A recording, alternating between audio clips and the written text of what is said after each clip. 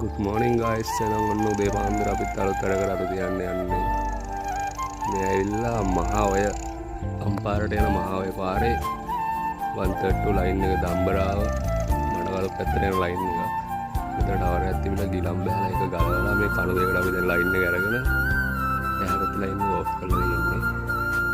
Tower එකක් මේ ගාන ගමන් තියෙන්නේ. හැමෝම කරන්න බෑ කියපු වැඩක් වුණා අපි කරන්න ඇවිල්ලා ඉන්නේ. ග්ලෝබල් කවලයි තියෙන්නේ එරක මේකෙන් මෙන්න මේ ටවර් එක ඇතුළේ පැත්තක ඕෆ් කරලා තියෙන්නේ මේ පැත්ත ලයින් එක ඔන්න එකේ තියෙන්නේ